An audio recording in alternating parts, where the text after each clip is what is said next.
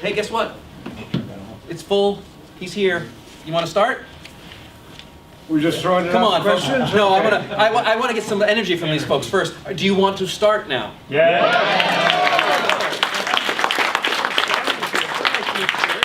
My pleasure to Good be to meet here. you and your lovely wife yesterday when you came into the hotel. And before we get into the topic here is Galactic Marvel.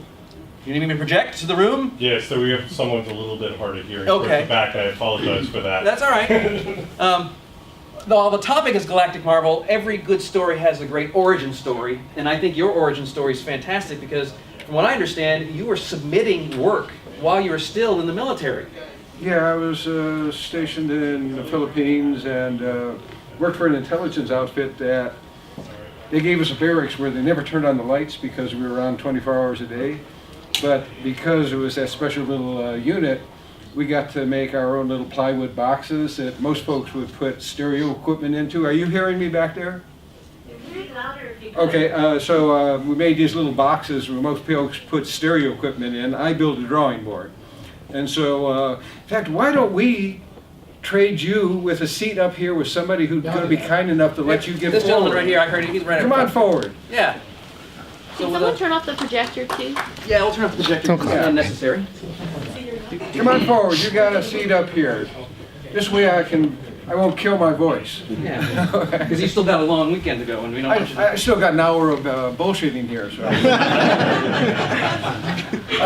There you go. what I did was I used to do these drawings, and I would do complete Hulk stories sometimes, and send them into Marvel, and they would say, "Oh, very nice, but you know, be nice if you were in the country. Maybe we could put you to work then." How long would it take to get when you sent it to him, how long would it actually take to get there? Well, from the it was through Philippines? the military post, so it was fairly quick. You know, Okay. I mean, it was a week or two, but it would still get there.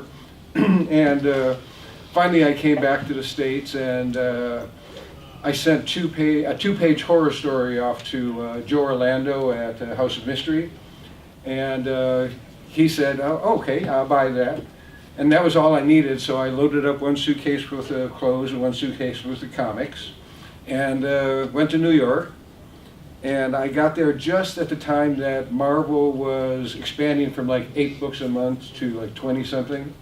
And they were quite literally hiring anybody who could come across the state line and hold a pencil. And I just barely qualified. With country that's- lines, it wasn't just state lines, they came in from overseas. You're international. Well, I spent I got discharged, and I spent about 2 months in Detroit. Went to a community college, took the psych class where Thanos came out of, and sold the 2 pages and went to New York, and been working off and on in comics ever since. Well, let's talk about this psych class that Thanos came from. Okay. Because this is going to be a galactic panel. What was the inspiration? What in this class came out that you said this is going to be a great villain, or necessarily a villain, a great character? Because not all villains know they're villains. Well, he was talking about the Freudian concept at the time of Eros and Thanos, or Thanatos if you're Greek. And basically, I like the whole idea of the dark and light side of a human being. Naturally, I gravitated toward the dark side a lot more, and Thanos just sort of started developing. Eros, he came along and was the brother, and actually it's taken me about 40 years to get around to actually developing him. So his part in the Infinity Siblings, which is right now out, is probably the first time I've actually polished him up very much. And made him a sociopath like his brother, so I mean, he's just a nicer kind of sociopath. Yeah. Sociopath isn't evil, it's just a way of thinking. Exactly. That doesn't sound like it. Or not feeling. Or not feeling, yeah. So how does it feel, and I don't need a review, but how does it feel seeing your characters come to life? Where in the 1960s and 70s when you were creating these, them being in movies was probably the last thing you ever thought of, and now we actually see them not just in cartoons, but like like Josh Brolin, an amazing actor, is Thanos. Does that, seeing them come to life, kind of freak you out a little bit, or is it The term amazing? surrealistic comes to mind. When I was doing these things originally, what we could draw in comics were so much beyond what they could do in movies. I Right. mean, the movies were, you know, frisbees on strings being held by Starfield. Or you get a gecko lizard as a monster. Yeah, Just make it large. the monitored lizards were all the dinosaurs. Sometimes they would glue a fin on the back just to make a Metrodon out of it, but and poor things. But basically, I had no warning or even thought about Thanos ever being in comics because he was too esoteric and he was evil and he was complicated, and basically what they were doing for the stories that they were adapting over was the most simplest characters like Superman and Batman, these iconic characters that you would know and you didn't have to get really too involved in. Thanos, on the other hand, is a nihilist and has a lot of other quirky things going on, so I just figured he was never going to happen.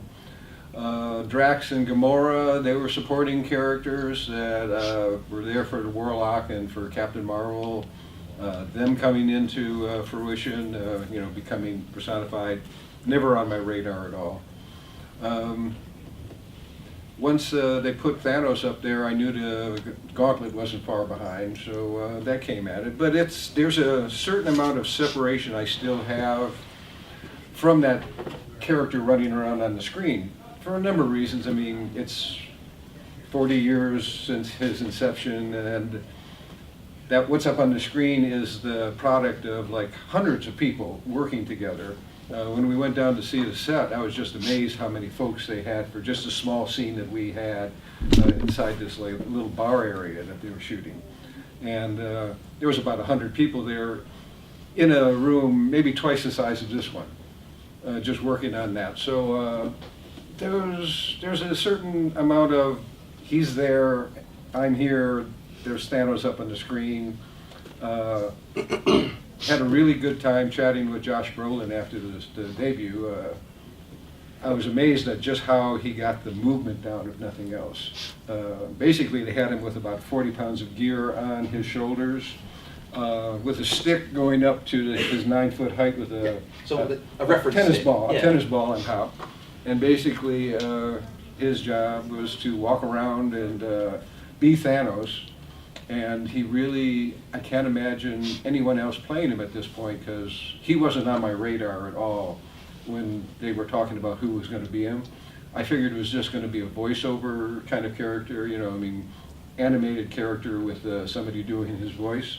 So I had pictures of something like a post-cancerous Arnold Schwarzenegger or Idris Elba, somebody with a really deep, dark, gravelly voice. That's what I was going for. And now that I saw what Brolin did, I was just amazed. He's it. Well, I just heard an interview with him with Mark Maron. He was kind of worried about doing Thanos because it's all motion capture but then once he started to understand the character, but also the fact that he liked to work alone and he gets to use his whole imagination because there's not really other actors there. He really enjoyed it. He really was happy with how it turned out, and he really liked the character. So you gave him a lot of material, as well as other folks, to work with. So. Well, when we met, he said, I had so much more fun doing Thanos than I did Cable. Don't tell Rob Liefeld. He said that in the interview as well, so it's not a mystery. It's not a secret, okay. So I'm going to turn it over to the audience because we got a packed room here, which is fantastic. And so let me go get our first guest. I don't know who she is, so it's not like it's nepotism.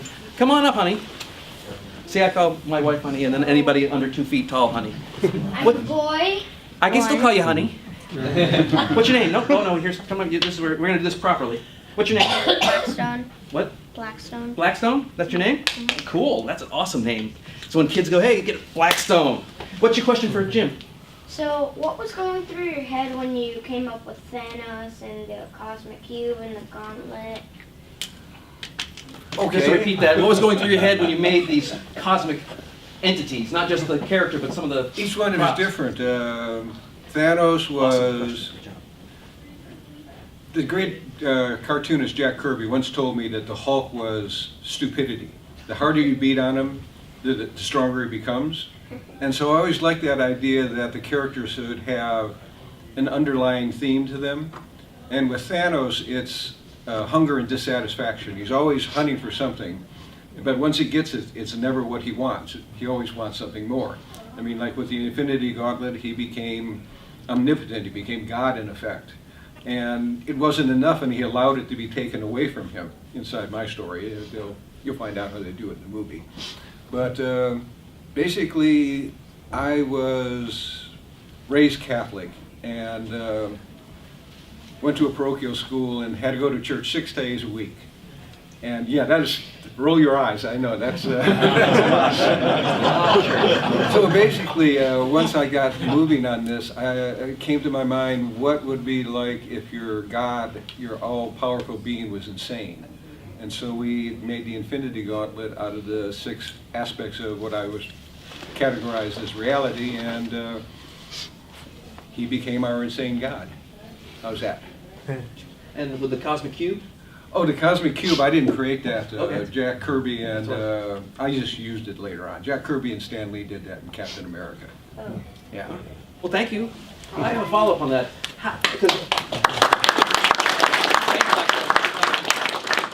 A follow-up to that is, Thanos has so, it's the research involved. I mean, you've got so many characters that haven't, you brought a lot, like Warlock was not a major character at the time. No, he was like a discontinued. Yeah, he was kind of almost a throw-off character. What kind of research do you do at Marvel to like bring in these elements that sometimes a lot of us as readers we forget about, because it's like, oh, I haven't seen Warlock in a whole bunch of years. Well, Where does that Marvel used to have this fellow named Jim Salicrup who worked up there. And Jim was like the Marvel historian. So if you had a question on something that happened like 10 years ago, you went to Jim and he would tell you. And I used him on a number of occasions just researching on things. And so basically, though, I had my box of comics that I had brought from Detroit. And say like with Warlock, I had gone off to work for DC for a while and came back over to Marvel, and Roy said, what would you like to do? And this was after Captain Marvel, so I went home and I looked through the comic book box and I found Warlock and I said, cool costume. That was the main thing, cool costume. And I said, I'll go from there. And basically I walked in and said, I'd like to do Adam Warlock. And Roy said, go with it. And by the end of the evening, I had the first page drawn. It's a lot different than it is today. Now they want a plot synopsis really tight and stuff like that. But back in Roy's day when he was editing 20 books all by himself, he was more than glad to let you go off on your own. You know? And so when you needed something like the Cosmic Cube, you would go to this gentleman and go, I need something that can do this, and he would go, oh. Well, in that particular case, Jim hadn't been working there at that point, so I just remembered the Cosmic Cube from, I've been reading comic books since I was a kid, so I go back to the 1950s as far as comics go, and Cosmic Cube and that whole Captain America story that they did with the Red Skull, I just, that was indelibly etched into my brain at that point, and so I needed something powerful, and so I grabbed that up for the story on Captain Marvel. Because I'm always impressed by the ability of the writers of comics to pull in things because there's so many toys to play with. Sometimes it's overwhelming. It's like going to a Cheesecake Well, Factory. you got to remember, we're all fans before we become Right. professionals. I mean, if you're reading this stuff to become working at it, you've got to know what you're dealing with. And back then, those universes, both DC and Marvel, were manageable. You could retain it within a That's lifetime. true. Now it's 50 years of continuity, and you've got to be an obsessive, terribly broken character to be able to remember it all. So we have a question from this side of the room. Put your hands up. Anybody? I saw this young lady. What would you say are the 3 most important things for an up-and-coming animator to get a job at Marvel or DC or one of these companies? What are the 3 things that you need to do? Well, first off, you have to realize that neither Marvel or DC have an animation department. Okay. The thing is, living out here helps. Used to be living out in Florida helps. There are schools for the animation. I worked only shortly in it myself at Ralph Bakshi's outfit for a while. I'm not really an expert on this sort of thing. Basically, I would think you would have to do the same things you would be as an artist, is just keep drawing, hone your skills, try and make contacts, and get to an area where there are jobs that require that sort of thing, require animators. If you live in Ohio, I would say move, but you're obviously out here, so you're a little bit closer. and just work on your drawings and try and make contact with the people who are hiring. Thank you. As a comic creator, what's the biggest difference you see from 1960s and the 70s when you first started out to now? Because it's a totally different situation where I think you might be able to work in Ohio because you can email and and you can upload stuff. We don't have to FedEx. You can just upload stuff into the server at Marvel headquarters or to DC. Also, but still, part of getting hired for a job is the folks getting to know you. Unless you're an incredible artist who just sends in stuff that's on the level of a Neil Adams or Frank Frazetta, you probably need some development, and they also have to have the faith in you that you're going to get a job done in time. Some of the best artists around are people who are incredibly slow. One of my best friends, Alan Weiss, beautiful drawings, but you give him a job, you don't expect to see it for 10 years. If he doesn't lose it in a cab instead, which he did in one Warlock job. But basically, it's good to be by where the offices are. Like if you want to work for DC, it'd be out in the LA area now and New York area, just so they get to know you. And no, I guess you can do it if you make the contacts at the conventions and stuff like that. But that's really hard to do if anyone who's doing it. Because sometimes it's more trust than talent. I mean, you can see be really talented, but they need to trust you to get the job done. Exactly. Well, it is a job. They don't want to hire any sociopaths or psychopaths. Yeah, Some of us sneak through, but and those are the ones that are usually in charge. Bigger companies. Yeah. More questions, Harry. I was just going through some of my old comic books last night. The Adam Warlock started with the Strange Tales, and leaping through that Adam Warlock Strange Tales, the way you were breaking up the page, long narrow panels all over the place, 3 panels together with a long vertical one. It seemed brilliant to me, and it seemed like not what you were seeing in '75 did you get a lot of did they push back on you? Oh, this is a little too wild. It's not the standard setup. I mean, you know what I mean? No. Some of the older cartoonists said you were working too hard. But I got the same thing when I worked in animation. They said you're drawing too fast. No, it was 1971, 72, and all the cartoonists who had been doing comics since the 1940s were beginning to retire. And so there was a whole influx of new talent coming in. Bernie Wrightson, Howard Chaykin, just go down the list. There was very few folks that came in the middle. Archie Goodwin, Neil Adams, those were the people who came in between these two. So with all these new people coming in, they were all bringing in their own different influences. The Wrightsons and Kalutas were bringing in the illustrative influences. Some folks like Chaykin were bringing in very much design elements in that were never into the comic books. I brought drug damage into it. Basically, everyone was trying to do something, and we would have these First Fridays where everyone would get together and show their work and get drunk together. But so everyone was competing on some kind of level against each other, and everyone wanted to do the best job they could, because this was what most of us had been waiting all our lives to do. I started off at about 8 years old, decided I wanted to be a cartoonist. And it took me another, how many years, bad at math, to get there. And so I wanted to do the best I could. And that's why the strange panels, and if there was something different, I would like to try it. I mean, I love it. It was great. It's love it even today. Well, to follow up on those, because I love how you break them up too, and it seems very cinematic to me, because you would have 3 spots, but it's just you zooming in slowly, which you didn't see a lot in comics. It was almost like I could watch your comics as movies. Did you have any film influence? Orson Welles. Okay. Orson Welles was a big influence on comic book people from the 1940s. Will Eisner, the great Spirit cartoonist, he credits Welles with being a big influence. There was a lot of experimental movie making in the 60s. Plus, I was addicted to Jack Kirby and Steve Ditko, who were 2 of the best storytellers in comic books, period. very different in their styles and in their approaches of it, but they were the basis of which I worked on. Also, Robert Kanigher and Joe Kubert were doing these terrific war books, and there was some great storytelling in those. So those are the four things that sort of threw, well, I can even come to another fifth and sixth one, but there was a bunch of stuff that told me how to do the storytelling. I learned from that. Yeah, it's like reading a movie the way the cinematically, so you can feel it. It's really an amazing technique. That you Well, guys some of the artists I work with have told me afterwards that working out my scripts, because I do full scripts with do it. It's like they said, you're one of the few writers who actually knows how to tell an artist how to go about doing what he's got to do and get the best out of it.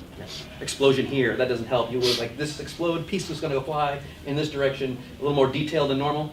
Yeah, when I first started off, I did a Fafford and the Gray Mouser story, for DC, and it was by a writer named George Alex Effinger.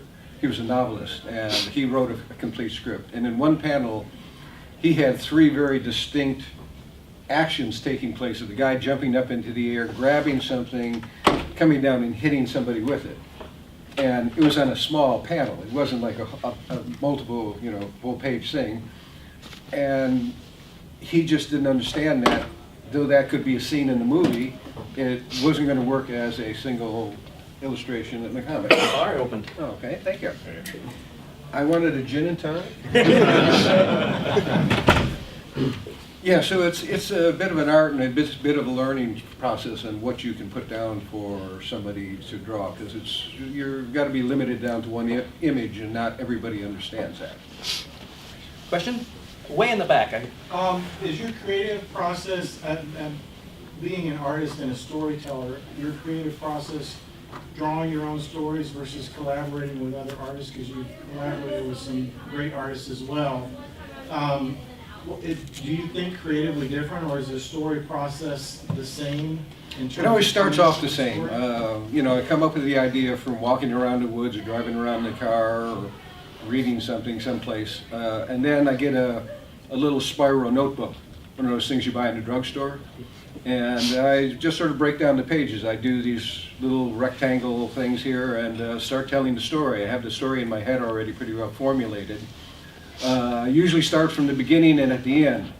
I know how it ends, and I want that final image and the beginning, and start from the front, and usually I get about maybe a third of the way in and I start getting scared that I'm going to run out of space, so I start working backwards then. And then the middle part gets adjusted so that the two of them will meet up. And it's basically like little thumbnail notes. So it's not like drawings, whether I'm doing it for myself or somebody else. It's like CM hits TH, and that's Captain Marvel hitting Thanos. And it's nothing that anybody but I would understand. And in that process, I get to basically break down how the panels should sit on the page, and what should be a big panel, what should be a little panel. And what I do with my own final scripts is I redo that little breakdown as just a grid that I put at the bottom of the page, and tell the artist, you can go whichever way you want, but this is how I'm looking at how the story, and that saves me from having to go big panel, little panel, so on and so forth. And that's basically the way I work on it. Have you ever written where you had an ending in mind, you had a beginning in mind, but when you write, sometimes characters want to do their own thing, and you start writing and you start realizing this is veering off in a direction I wasn't expecting as I was writing. Constantly. But I like this version better. Yeah, that's what the editors hate, that, because the editors want a really tight synopsis. And especially when I was doing things like Captain Marvel, I would get into the story and I would change the story completely in my head halfway through the thing, because I saw a paper bag that had a grease stain on it that looked like Eon from the Captain Marvel theories, and he became part of the story, and so everything else in the story got changed around because of that greasy paper bag. Yeah, I like to keep it flexible. I think that creativity works best when has a fairly free reign. I mean, you have to have a certain amount of discipline. I mean, building a story is like building a house. You have to have that framework. And once you have that, you can start playing with the filigree. And basically, Sometimes I decide to add another room on, and it works most of the time. Sometimes it doesn't. But this is also where we're talking about, being close to the office. This is where trust happens, where, the editors have worked with me for years, and they know that, he does a good job. I'll let him try to build that add-on, and we'll see how it goes. Because some It places depends on the editor. The editor working with the editor is like the most, the trickiest business in this business. If you got a good one like a Roy Thomas or an Archie Goodwin or Al Milgram or a Bob Schreck or stuff like that, who have faith in you, you can go off and experiment and stuff like that. Then you get these other editors and they think you're a Waldo, where they think they should be able to stick their hand up your ass and tell you what to do. Hello. And basically those are the worst people to work with, and they usually create the worst stuff that you've ever seen. My most disappointing stories are the ones that if I had an editor who thought he knew better than I did what the story should be. Okay, name 3 of them. I'm going to be kind or not. Question on this side. So going back and revisiting the Infinity series, I was really struck by your references to other works of literature and philosophy. I was really impressed with how you kind of wove those into some of the themes that you worked on. Do you feel that that benefits your writing? Do you think that's something that's valuable to writers even today? Yeah, I mean, you don't want to just read comic books. I mean, you're going to become a really bad comic book writer or artist if you just live on comic books. You got to get out there and grab the whole spectrum of things: movies, books that have nothing to do with comic books, books without pictures, things like that. The more you get in, the more interesting it becomes. When I was doing Warlock and Captain Marvel, I was running through Nietzsche and Wilhelm Reich and Carlos Castaneda and all this head stuff, and so it all reflected inside the stories in that. And I think your best writers are the ones who are letting a lot of things other than what they are doing get into their lives so that they can weave this stuff in. And it makes it just much more interesting. Batman beating up a bunch of crooks you've seen a million times, but Batman thinking about his mortality and trying to figure out what Frederick Wertham was talking about when he was doing his seduction of the innocents makes a much more interesting story. Yeah. One of the things I like about your writing is that you give the audience the benefit of the doubt that they're somewhat educated. You don't spoon feed them all these. You're talking about nihilism. You're talking about all these philosophies. But you're not spoon feeding it in a condescending way. You're assuming that if they don't know, they're going to look it up. But so, have you ever gotten any pushback from editors that maybe some of your stuff might be a little too heady? Because it's really top-notch quality stuff where you have to actually, I got to go. This quote is fantastic, but I got to go find out what this is all about contextually wise. But I still get what's happening. So I get what's going on, but I want to know more because this is a weird concept to me personally. Well, the idea is to entertain first off. That's always it. No one's going to read your stuff unless you entertain. And early on, I was doing a Captain Marvel story involving the controller. And at the end, or somewhere in the middle of the story, Captain Marvel has this monologue that he gives about, I can't even remember what it was about, but it was a monologue at that point. And this other writer, Steve Skates, he came up to me and went, that's really kind of preachy. And I looked at it and read it over again. I said, he's absolutely right. And so from that point on, I made a definite effort to avoid getting and becoming preachy and trying to work if I wanted to get something a little bit more complex into the thought process, it had to be worked in without killing the flow of the story. And so sometimes editors have never really given me much of that, but other artists and writers have sometimes said things that have stuck in my head, and I said, okay, I've got to incorporate this into what I'm doing. Is there a go-to colleague that you completely trust that, hey, will you take a look at this and see what you think? And because it sounds like you're very willing to take notes from different people, different times. Chaikin was a good person for feedback, because Howard was never bashful about saying what he thought. Milgram, who was a longtime friend from way back in high school, he was always a good source. Different editors, Bob Schreck, Archie Goodwin, Roy, Thomas. These were all people that I would listen to because I respected what they did. And they usually knew what they were talking about. They never suggested giving the guy a dog. You know, I actually had an editor in science fiction story suggest, why don't you put a dog into it here? So that kind of thing you try to avoid. But the good stuff, if it makes sense, you try and work it in. I think I'm supposed to be on this side, correct? Yeah. This gentleman with the goatee.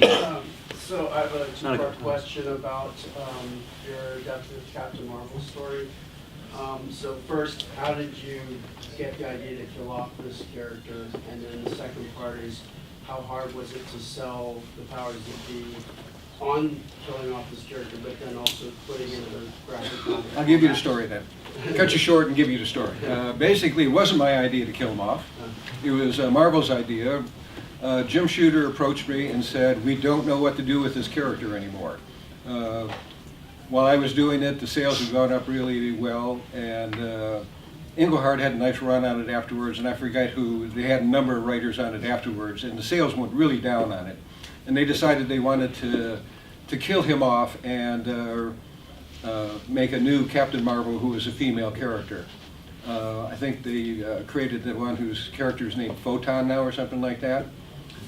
So basically, I hadn't been working for Marvel at the time, and Jim Shooter approached me and said, would you do this first graphic novel for us and kill off Captain Marvel because you're associated with it? And I was doing something called Dreadstar at the time, and I said, I really don't want to, I want to put my efforts in on this. And they said, well, I'll tell you what, we're having this new graphic novel line. If you do the first one, the Captain Marvel, we'll do Dreadstar as the third one, second or third one. It turned out to be the third one. Basically I agreed to it, and I went home, and I think I wrote like 3 or 4, maybe 5 different plots, and they were all the same thing. They were Captain Marvel dying heroically at the end of some adventure, and it had been done before. The Doom Patrol had gone out in a blaze of glory, a couple other things. And I didn't feel satisfied with any of these stories. My own father, he had passed away a year before of cancer, and somewhere along the line that hit. And I turned in the plot finally, and every editor up there except Jim Shooter hated it. They wanted the story with he goes out blazing in glory, and Shooter had the good sense to say, no, I like this one, let's go with this one. And so we turned it in, and it worked out pretty well, actually. And all those editors were wrong. All the way to the back, who graciously volunteered a seat. Okay, so I'm not sure how to word this question, I'm trying to think about it. So I'm a big fan of Thanos and about your characterization of Thanos, and I feel like your characterization is probably like the ultimate characterization. So when I read other versions of Thanos, like the Bendis version, and your version, or Kate's version, it's like, it's just not Thanos to me. Like, your version is like Thanos. How do you feel about those writers taking your character? I think there's 3 Thanoses. Basically, there's mine, which is the best. And then there's the movie Thanos, which is a real close second, as far as I'm concerned. And then there's Marvel's Thanos. It's Marvel's is it's a corporation. It's their character, and they're going to do what they will. Their guy is just a big bad guy. I don't find, I've stopped reading it a long time ago. Somewhere around the time he fought Kazar, I gave up on reading what they were doing with it. And so there's 3 different ones out there. Fact of life. There's a phrase, don't expect to buy milk at a hardware store. I don't expect anything good out of it, the Marvel one, and so I don't bother looking.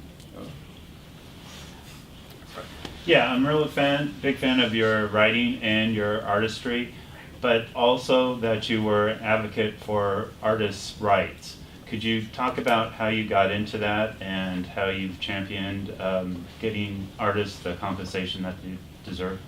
Well, when I first came into the business, you didn't get your artwork back. To cash your check, you had to sign away all your rights on the back of the check. And that was the way business went. And somewhere, I forget what year it was, Congress passed a new copyright law where the signing on the back of the check wasn't legal any longer.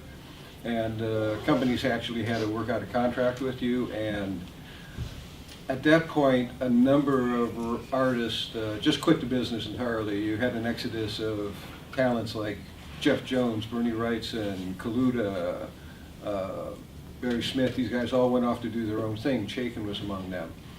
And I really like doing Thanos. And so basically, I started negotiating with Marvel on how these new contracts would be worked out. And it was kind of tricky because I didn't know anything about law. I had to do a lot of research, find out what latches and innovations were, stuff like that. These are legal terms that had to do with contract law. And eventually worked out some contracts that were pretty good there for a while. I mean, we're back to basically work for hire again at the two big companies. There's not much of a creator-owned things, but at the time we worked out some pretty nice little things. We got the health insurance for folks. You know, got the royalty system built up. The royalty system, or incentive system as they call it. But I worked with folks like Mike Hobson and Jim Shooter and Mike Friedrichs for a while. He was working up at Marvel, and we hashed things out until we had a fairly good deal for comic book people at that point. You know, the corporations have come in since then, and it's a whole different story, but, you know, for a while there, it was pretty good. Yep, you. Do you remember, I'm sure that you do, but can you tell me a little bit about the comic book that you read when you were 8 that really drew you in? The Death of Superman, believe it or not. They had these imaginary tales where, you know, Superman marries Lois Lane and stuff like that. And one of the ones that hit me the most when I was a kid was The Death of Superman.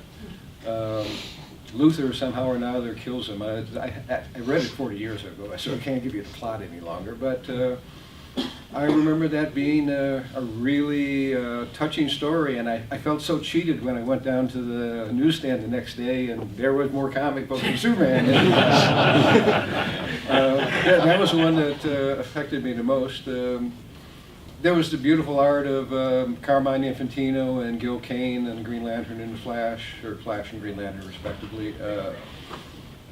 You know, Adam Strange, those were the things that were out there at the time. It was 1960s at this point, and Marvel was doing nothing but monster books. I always found Kirby's drawings fascinating, even though they were nothing but monsters. And eventually I started haunting used stores, the things where sold used books and that, and they would have comics that I could buy for a nickel.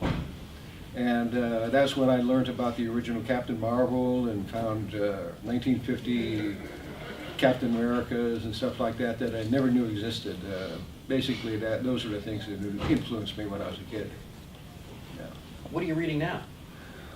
What am I reading now? Not much in comics, I have to admit. It's mostly, you know, it's whatever novel or story catches my fancy. Do you have a favorite novelist? Are you a Stephen King fan, or are you Well, Dean Koontz, or some kind of... Charles Dickens is probably, yeah. Can't go wrong with that. I'm currently, my wife sort of got me hooked onto these Louise Penny detective novels that's set in Quebec. They're not anything comic book related, they're just really kind of nice little stories involving much too much food. Yeah. A lot of poutine? Yeah, there's a lot of that, and you know, every scene they're talking about what they're eating, and which was I usually skip over a little bit, but but they're kind of interesting, nice character-driven stories. They're just spells, and you know, I can be reading anything from Life of Pi to you know, just whatever strikes my fancy at that point, or I've heard nice things about. I saw a hand down here. I was just rereading Infinity Gauntlet after I saw the movie, and I was struck by just how nicely composed it was and how all the threads fit together. And you talked a little bit about how you kind of lay out a plot. I was just wondering, with something like that, how do you figure out how to break the characters up when there's so many of them, and how to send them off on this mission, and how it's going to sync back up, and how did you keep all that organized? it all comes down to that notebook again. You know, you're doing, you don't have to draw these things, so you can put in like Firestorm, FS or something like that, and if he doesn't work out, you just cross him out and put him down with the other bundle that's going on elsewhere. It's a juggling act. It's like I said, it's like building a house. You do all your rough work at the beginning on pieces of paper that no one's ever going to see, and then you start doing the actual work. You know, it's just juggling. One of the great I was reading the Infinity Gauntlet on the airplane coming here. One of the great concepts that you had in there is that Thanos is kind of a self-defeating character. And, you know, he fails because his subconscious allows that to happen. Where did that concept come from? Because it seems like you really like to delve into psychology quite a bit. Was there something you read that you went, oh, that's a great idea, and we latched that onto, or is there a white paper you read from I think it's more real of my own personal life. There are certain things that I've strove for and found that they weren't satisfying. Like I said earlier, he is hunger and dissatisfaction. He strives for something, finds it's not the panacea that he figured it was going to be, and allows it to be taken off his hand, or gives it away or destroys it. You know, it's his entire history is like that. With Captain Marvel, he leaves the cosmic cube laying on the ground for somebody to come along and crush and beat him. If you're omnipotent, you should know, and he does know in some recess of his psyche, that he's going to let this thing go, and he always does. I mean, he's going for impossible goals. He wants the Mistress Death to be his lover. I mean, that's contradictory to what her basic being is and his being is. I mean, he's life, she's death, and he's always striving for something that's unreasonable. He thinks he could get milk at a hardware store. He's got to build a cow. Yeah. Right up front. Obviously, books are different than movies, but are there things in the movies or in comic books that you wish could have been changed? Oh, constantly. You know, especially if I'm involved in it. You know, there was a lot of changes in Infinity War from the Thanos we have in the comic books. I was prepped on a lot of this stuff by the writers beforehand, so I knew what to expect. I understood why they eliminated Mistress Death from the storyline, because they don't want to do the cosmic entities just yet. That'll probably be something that they work into as they get more of these Doctor Strange movies out.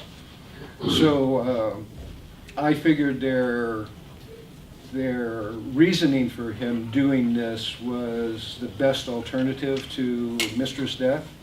Didn't realize it at the time that they were grabbing it out of Silver Surfer 34 and that I had actually written I just didn't remember it. Basically, it's two different entities. There's the movies, there's the comics, there's the books.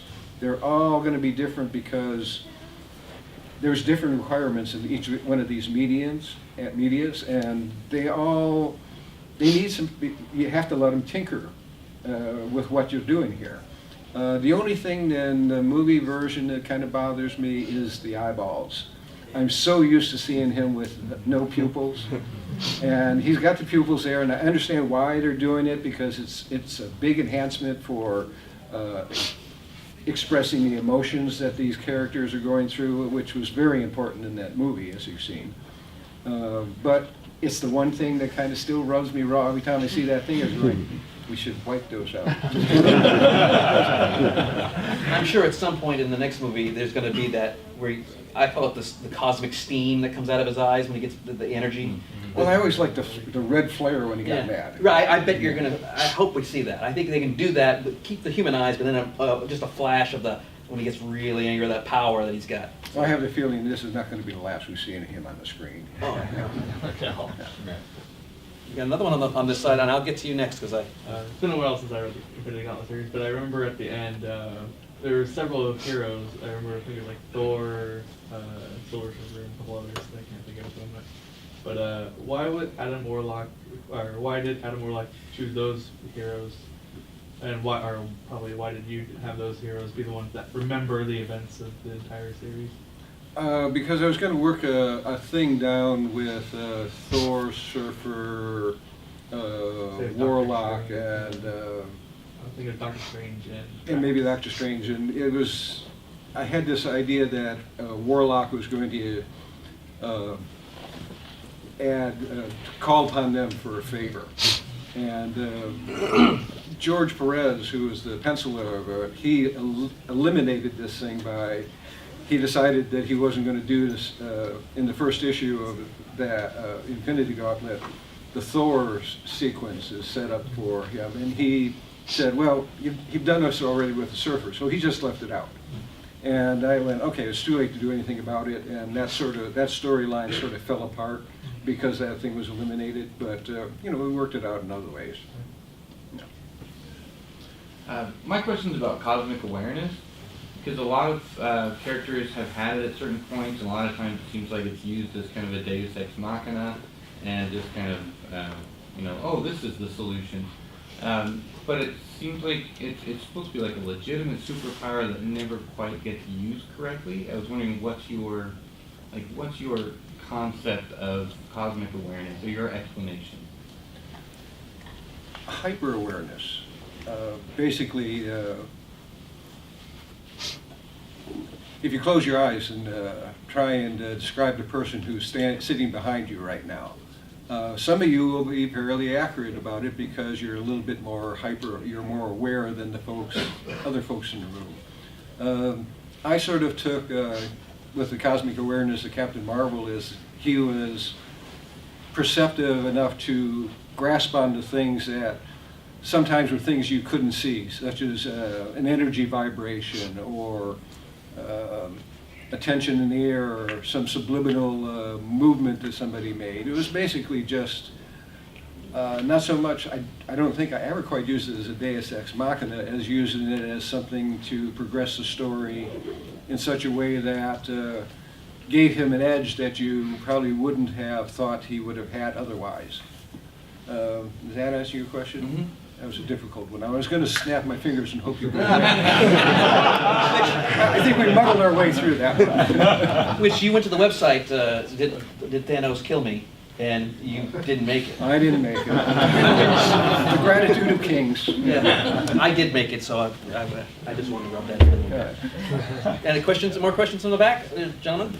Actually, what's easier for you, writing these stories or cosmic events towards like street level events, like Earth-based stories? Well, as far as drawing goes, I always go for the cosmic because that way I don't have to draw horses or cars. But I also like to get out of the usual realm. I mean, I did some Batman stories that are set in the real world, but I rather enjoy building worlds where you can examine situations or ideas that might be a little bit more uncomfortable or would be not work as well inside our reality. I recall a early Star Trek episode where they did the thing on prejudice, where the people had one side black, one side white. And that sort of stuck with me. I thought, okay, that was a pretty clever, kind of a silly kind of way of doing it, but it made me realize that you could examine things that might be too uncomfortable, or people their prejudices might work against them accepting the story, because if you said it in the real world, but if you said it in the other world, they might get through the story and maybe think about it a little bit and possibly evolve a little from it. The creative process, in my experience, there's two or three types of people. There's people who want a lot of restrictions, you give them a lot of rules, and then they try to bend them as hard as they can, but yet still be in there. And then there's other people who don't want any rules and just allow whatever their mind does. Creatively, how are you? Are you someone who likes a couple restrictions so you can kind of play with them? Or just, here, go do it, and you just kind of come up with all kinds of crazy stuff? One thing I've heard over and over again from the offices I worked at is Starlin does what he wants. You know, I don't work well with restrictions. There's two types, and it's always been, I need restrictions, so to have someone who has that, I can do anything, it's awesome to me, because I wish I had that. It seems like I have self-restrictions I won't do. You know, I mean, the basic premises of how you tell the basic factors of how you tell a story sort of are a restriction in themselves. And I think anything other than that is just cheating the reader. Yeah. Nope, you already had them. Get those back, just John. Hi. You mentioned at the onset how your original concept for Thanos came out of a community college psych class that you were talking about, and there's been a couple of other questions about all these kind of larger educational, philosophical aspects that you've brought into your characters and into your books, and I was just wondering, would you ever consider writing a book that's basically kind of like the psychology of Thanos? I mean, you see like the science of Superman, or the science of the X-Men. That's not my thing. Like that. No? That's for somebody else to do. That's too much self-examination. I'm very self-indulgent and a child in my own way, and it's that kind of work requires more maturity than I am capable of generating. Sorry. Questions in the back? Oh, well, hold on, I want to get new people. No offense. So before there was a question about other people taking over your characters, but how do you approach taking other people's characters? It depends on the character. When Captain Marvel was offered to me, it was in a shambles. It had a history of every 3 issues, there was major changes in it. The book wasn't selling. They said, go do what you want with it, and it worked out well. Batman, on the other hand, I got to bring that toy back and put it back in the box in one piece. Most of the time. I sort of killed Robin, that was kind of...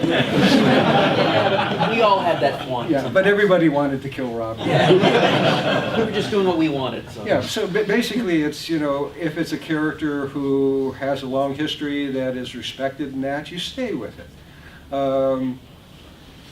Certain things you can do, like add elements to it. There was a book I did and I did this little thing with John Stewart, Green Lantern, which I thought was a throwaway bit, which I guess became kind of a major part of his canon, where he accidentally kills a planet and is guilt-ridden from it.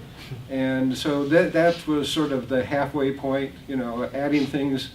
But most of the time, like if you're doing Superman or something like that, you can't bring them back in pieces. They're just not going to give you another job. Any more questions from the back? This young lady. As someone who worked a lot with Adam Warlock and Gamora and the whole Infinity Gauntlet story, how do you view, or how do you feel about the MCU approach of Infinity Wars? The MCU, what they're doing in the movies? Yeah. Like I said before, it's a different media. It has a lot of different requirements. It's not the same Marvel universe that's in the comic books. They have to make changes. There was no Warlock in their universe at this point. I mean, other than a shot at the end of the Guardians inside the cocoon. Mm-hmm. So you couldn't go with the Infinity Gauntlet that I did in the books. Mm-hmm. And so you have to come into the whole thing accepting the fact that there are going to be changes. And with the Gauntlet in the war, I was able to get a little information beforehand, so it didn't shock me. There was another comic book creator who had a character inside one of these movies. I'm not going to give a name on that, but I introduced him to the director at the after party and said, I thought you might like to meet this guy because he's the guy who created the character, and the comic book creator immediately jumped all over the director saying, why did you change my character? I'm so embarrassed. Okay, that's the last time I'm going to do that. And, that was a very unrealistic point of view. These things are commercial commodities as far as the corporations go, and they're their property to do with as they see fit. And for the most part, I think they've done a pretty good job at it. There are alterations, but at least on my characters, I found the alterations have all been pretty acceptable. Gamora is very much my Gamora in so many ways. Drax, on the other hand, is a whole different character. I mean, they've done this terrific little creation, which is sort of a cross between the modern day Drax that they have in the comics and the dumb one that I had in Infinity Watch. And I think Batista has just done a wonderful job with that one. So it's a mixed bag, you know. You have to accept what's going to happen because it's going to happen whether you like it or not, and try and find the sunny side of it. And most of the time I can't. What other teases have they given Sorry, I'm us? taking your time. No, In the You can go home now. Sit down. What other teases in the Marvel movies did you notice that? Because I didn't know that was Warlock. What other teases did you see of some of the characters you know in the Marvel movies that we can maybe see later? What teases did you see? Well, other in the than Guardians, they've thrown Warlock in continuously. From the first one, his cocoon is in the Collector's. His original cocoon is in the Collector's. Collection. I didn't want to repeat myself, but I drew a blank. At the end of there's a lot of things. The Eternity shows up in Ant-Man in the background, in one of those outer space scenes, if you're looking carefully. Reflection of his helmet. Yeah, I mean, there's a lot of little things. At one point inside the first Guardian movie, if you're looking at, they have one scene of it's the Collector who's doing a close-up, and if you look over his left shoulder, you see Adam Warlock in one of these cubes. He's very definitely Adam Warlock with the cape, and his back is to you. He's got the collar and the blonde hair, and he's in the red cape. And when I met Gunn, I said, "Wow, why did you do that?" And he went, "I didn't know it was there." One of the people who worked at, one of the hundreds of people who worked on the computer stuff stuck him in there, and Gunn didn't even know it at the time. Is there a character that you hope to see soon, like a Mephisto or Pip? I was going to say Pip. I was going to wait for Pip. I'm waiting for Pip. I thought Pip might have showed up when I heard that Peter Dinklage was in there. I thought for sure he's going to show up as Pip at the end, and it turned out it was wrong, of course. Right there. Which Marvel movie is your favorite? What's your favorite Marvel movie? And why? Come on. Take it away to Infinity Gauntlet, because we know that you're biased on that one. And after that, it's the Guardians. I really like what Gunn does with those things. They're, it's the direct opposite of what the DC movies are. I mean, it's doing enough heavy stuff to keep you interested and make it enjoyable and give you a stake in it. But it's got that light touch that you really need, I mean, it's pop culture, it's comic books. Frank Miller did a really nice job in The Dark Knight. I don't want to go see movies back to back to back like that. And but that's my own taste. Just gotta have some fun once in a while when you go to the movies. Occasionally, I'd like to smile. Yeah. I don't want him to come out of a movie and blow my brains out. Wow. Let's hope that's not the case. Though after Justice League, I can understand. I don't care. I don't care what you think of me. Anybody? Any more questions? Gentleman in the front, Captain America. Hi, Jim. Could you talk about Iron Man 55, how that opportunity to introduce this whole story came to you, and that opportunity? And then how it carried on into other books, how your story was then told in Strange Tales, and then Captain Marvel, and... George Tuska, who was the artist on the Iron Man at the time, he had to go into the hospital for an operation. And Roy Thomas, who was the editor at the time, said, "Would you do 2 fill-in books?" The first one I did with Mike Friedrichs, and Mike and I and a number of other people had sort of a commune on Staten Island, and we were all renting this one apartment and jamming into. We were 20 years old, we could do that sort of thing. And basically, Mike was working up at the office, and he said, "Well, I'll come back at the end of the day and we'll plot out the story together." He got back home at the end of the day, and I already had almost like 3 pages done. So I started putting Thanos into it right off the bat. We finished that story, and then I did a second Iron Man story with Steve Gerber, which was much more humorous. That was the next issue. And Stan Lee saw it, hated it, and he fired both Steve Gerber and I. I said, "You guys are gone. You're never going to touch this Iron Man again." And Roy Thomas felt sorry for me and said, we have this other book that is not selling very well. I don't know if it'll be around by the time you finish off your first issue of it, but give it a shot and we'll see what happens. And that's how I got on Captain Marvel.